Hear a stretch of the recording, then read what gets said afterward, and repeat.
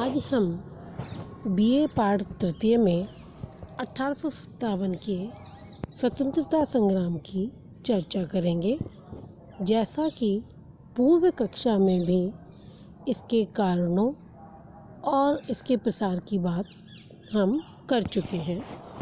1857 का स्वतंत्रता संग्राम ब्रिटिश शासन के खिलाफ एक बड़ी और अहम घटना थी। इस क्रांति की शुरुआत 10 मई 1857 को मेरठ से हुई, जो धीरे धीरे कानपुर, बरेली, झांसी, दिल्ली, अवध आदि स्थानों पर फैल गई। क्रांति की शुरुआत तो एक सैन्य विद्रोह के रूप में हुई, लेकिन समय के साथ उसका स्वरूप बदलकर ब्रिटिश सत्ता के विरुद्ध एक जनव्यापी आंदोलन के रूप में हो गया, जिसे भारत का प्रथम स्वतंत्रता संग्राम कहा गया। 9 मई को मेरठ विद्रोह 1857 के स्वतंत्रता संग्राम की शुरुआत का प्रतीक था। मेरठ में भारतीय सिपाहियों ने ब्रिटिश अधिकारियों की हत्या कर दी और जेल को तोड़ दिया।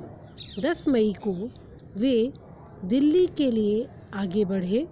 11 मई को मेरठ के क्रांतिकारी सैनिकों ने दिल्ली पहुंचकर 12 मई को दिल्ली पर अधिकार कर लिया।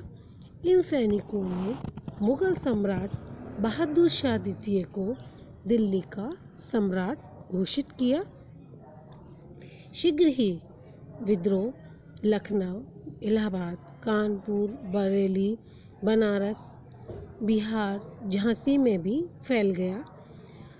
अंग्रेजों ने पंजाब से सेना बुलाकर सबसे पहले दिल्ली पर अधिकार कर लिया।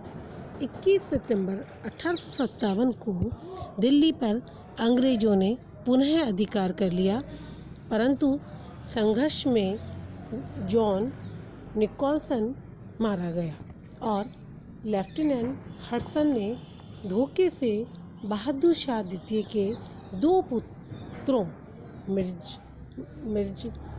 मुगल और मिर्जा ख्वाजा सुल्तान एवं एक पोते मिर्जा अबू बकर को गोली मरवा दी।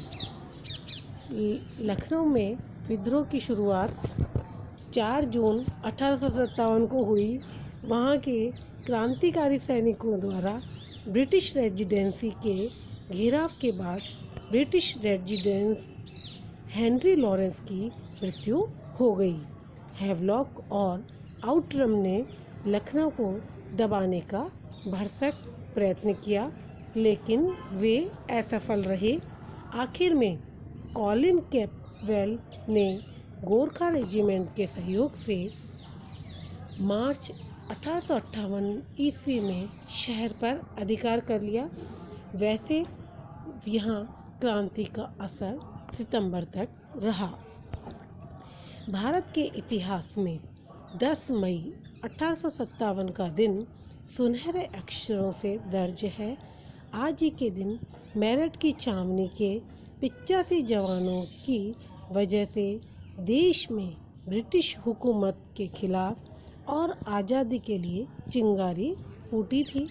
इतिहासकार लिखते हैं कि 1857 की क्रांति की तैयारी कई सालों से की जा रही थी। नाना साहब, अजीमुल्ला, रानी झांसी बाई, तात्या टोपे, कुंवर जगजीत सिंह, मौलवी अहमद उल्लाह शाह और बहादुर शाह जफर जैसे क्रांतिकारियों की भूमिका तैयार करने में जुटे हुए थे। यही नहीं, इंग्लैंड में के दुश्मन देश रूस और ईरान ने समर्थन का भरोसा दिया। सैनिकों के विद्रोह के बाद किसान, मजदूर, काश्तकार और आदिवासियों ने करीब 2.5 साल तक इस आंदोलन को थमने नहीं दिया।